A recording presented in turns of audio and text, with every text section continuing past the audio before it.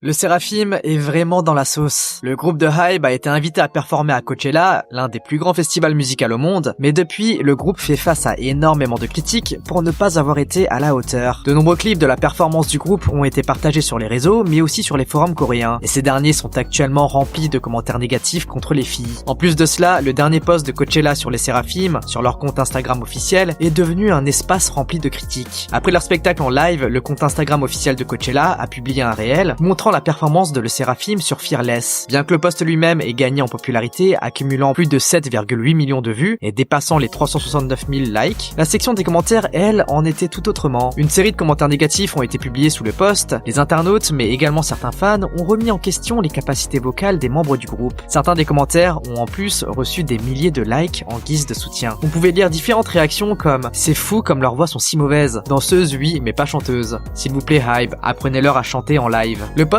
a largement été rempli de ce genre de commentaires et beaucoup ont affirmé que le groupe n'était pas prêt pour une scène aussi prestigieuse que Coachella. Bien que ce ne soit pas inhabituel pour les artistes de rencontrer des défis lors des performances en live, les commentaires ne se sont pas montrés tendres. Certains ont même critiqué les organisateurs pour avoir invité un groupe aussi peu préparé pour une scène telle que Coachella, d'autant plus que les dernières en date ont fait un travail monstrueux sur scène. Du coup, certains internautes ont suggéré au festival d'inviter des groupes plus expérimentés pour les prochaines fois. Un peu plus tard, la version MR Removed de la performance Mart lors du festival a été publiée, et la vidéo dans laquelle on pouvait clairement entendre la voix des filles, qui a été isolée, a provoqué encore plus de critiques envers le groupe.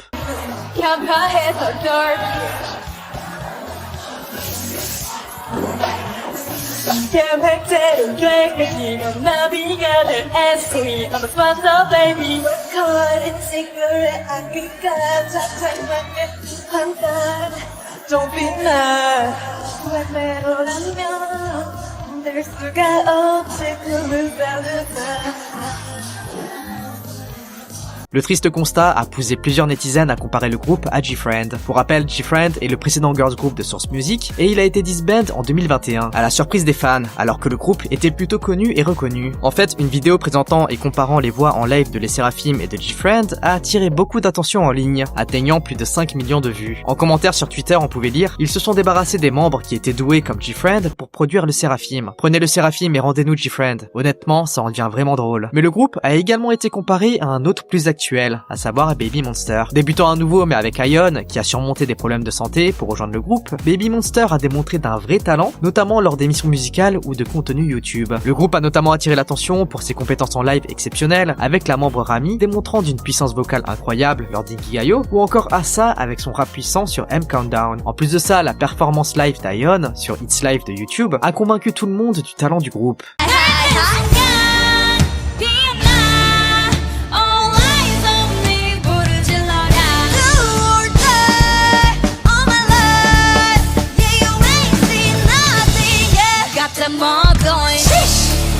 Du coup, de nombreux netizens ont affirmé que les Seraphim devaient prendre exemple sur Baby Monster, qui livre des performances à la hauteur des attentes. D'ailleurs, pour promouvoir leur titre Chiche, le groupe de la YG a participé à de nombreux programmes, et le 14 avril, les membres se sont rendus à l'émission de radio KBS Cool FM. À un moment donné, il leur a été demandé quelle était la chose qui distinguait Baby Monster des autres groupes K-pop. Ce à quoi Farita aurait répondu « Nous sommes toutes les 7 en formation depuis un bon moment. Nos compétences vocales sont bonnes et nous sommes d'excellentes performeuses en live. » Suite à cette déclaration, de nombreux internautes ont affirmé que Farita lançait une pique à Source Music, qui est effectivement critiquée pour leur artiste et leur manque de talent. Farita aurait visé les Seraphim et Aelitz, en particulier, qui sont en ce moment même sous les feux de la critique. Baby Monster a constamment reçu des éloges pour ses vocaux en live lors de chaque music show, émission de radio ou performance, auxquelles elles ont participé jusqu'à présent. Du coup, les fans sont également venus à la défense de Farita, soulignant qu'ils étaient sûrs qu'elle ne voulait nuire à aucun groupe, mais qu'elle affirmait juste des faits.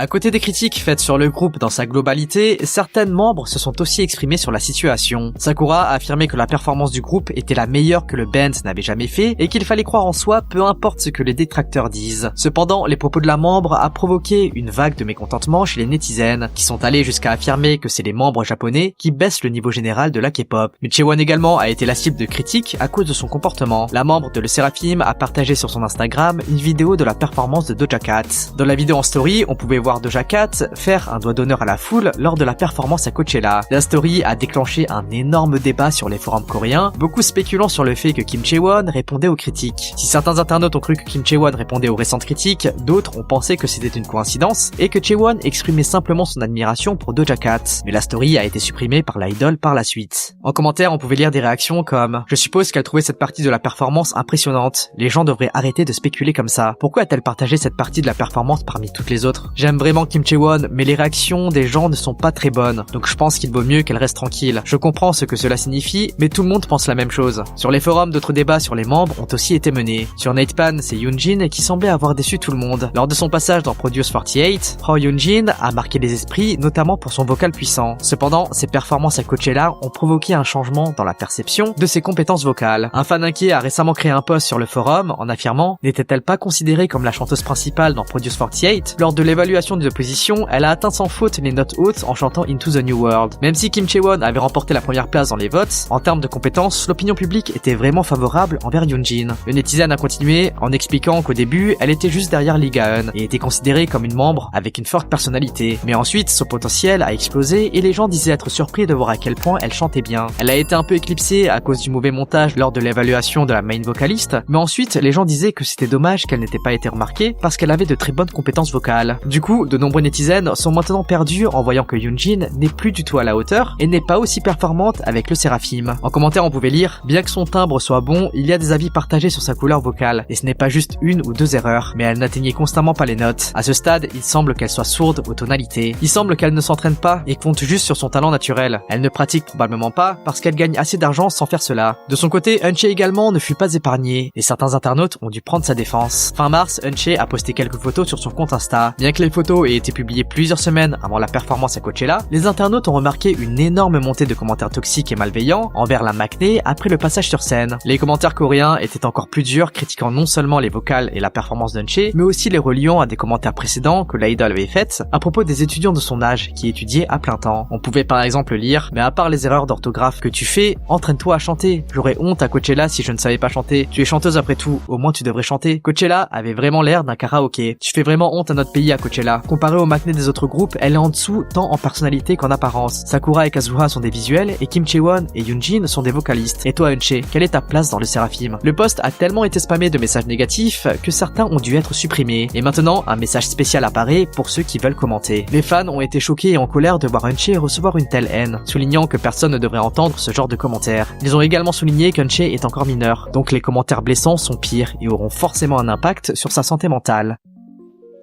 Bon allez, on passe aux actus feel good. Lisa de Blackpink fait sensation après avoir apparemment acheté une maison à Beverly Hills d'une valeur de 4 millions de dollars. Selon le média immobilier Mansion Global, Lisa a acquis une demeure à Beverly Hills, en Californie, pour 3,9 millions de dollars. Il est rapporté que la maison est située dans un secteur privé sur un vaste terrain de plus de 1,3 acres, dans Coldwater Canyon, et le vendeur l'a décrit comme un espace très calme et paisible, doté de 4 chambres à coucher, d'une terrasse avec de grands arbres, et d'un espace pour une piscine. Lisa avait déjà présenté sa résidence à Songbukdong, à Séoul, qu'elle avait acheté pour 5,4 millions de dollars l'année dernière. Mais son dernier achat importé attire également beaucoup d'attention. Les internautes ont trouvé des photos de ce à quoi pourrait ressembler la nouvelle demeure de Lisa, et les fans disent qu'elle mérite cette nouvelle acquisition avec le travail monstre qu'elle fournit depuis des années.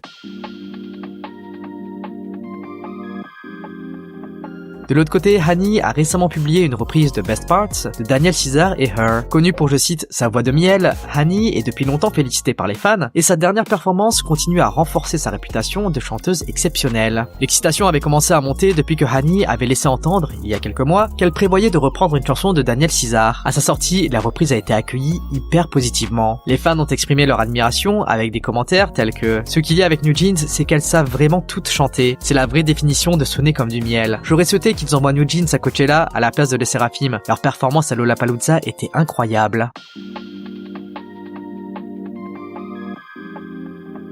Ailit également a récolté de nombreux éloges de son côté pour son attitude, après avoir montré des améliorations suite aux critiques. Les filles ont été critiquées par le passé pour leurs compétences vocales faibles lors d'un rappel. Malgré les réactions négatives, le Rookie Group n'a pas abandonné et a pris en compte les critiques. Lors du dernier live, on a pu voir les filles chanter avec plus d'assurance et tenir une performance à la hauteur. Cela a conduit de nombreux netizens à féliciter les filles pour avoir accepté la critique et s'être entraînées pour s'améliorer. Certains ont également fait le parallèle avec le Séraphim qui essaye d'esquiver les lives au lieu de s'améliorer. Finalement, cette semaine, c'est Yuna qui a fait le buzz suite à ses dernières photos. La membre d'ITZY a récemment mis à jour son Instagram avec une série de photos en t-shirt simple et en jean. Mais ce qui a stupéfié les fans, c'est sa silhouette jugée parfaite. Les fans ont littéralement craqué en voyant la différence entre sa taille et ses hanches. Ces derniers ont affirmé que les marques de jeans devraient à tout prix recruter Yuna en tant qu'égérie. Dans la section commentaires, on pouvait lire « Ouah, c'est dingue, si j'étais Calvin Klein, je la recruterais direct. » Avec toutes les marques de jeans, c'est surprenant que Yuna ne soit pas encore égérie de l'une d'entre elles. Levi's, Guess, Calvin, Diesel, dépêchez-vous de la recruter.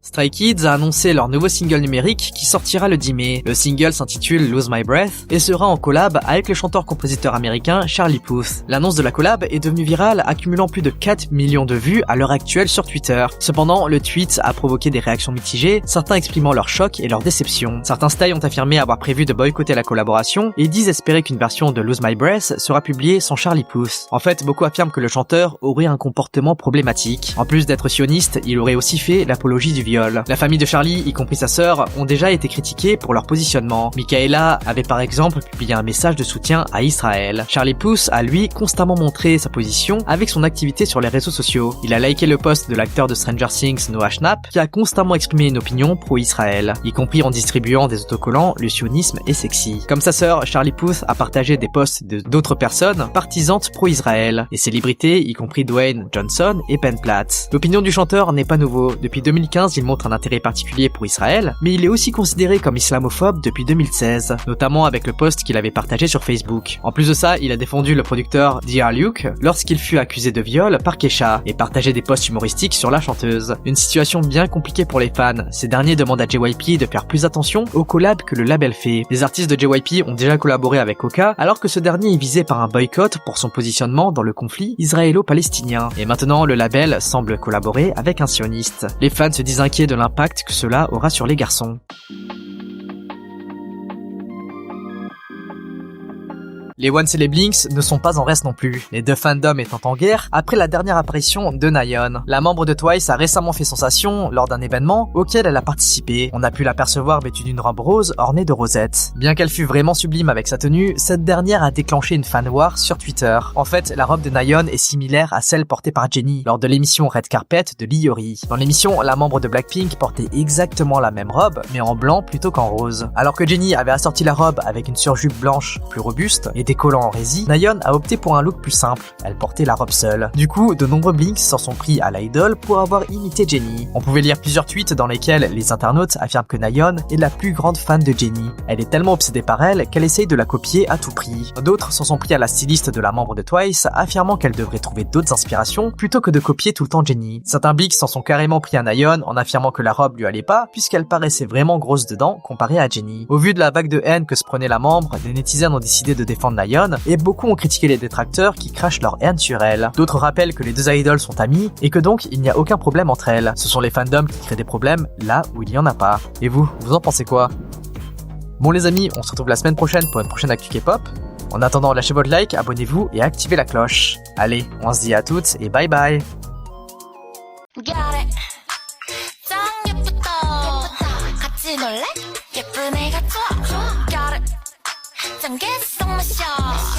쉽게 뿌리, oh yeah, 뿌리 뿌리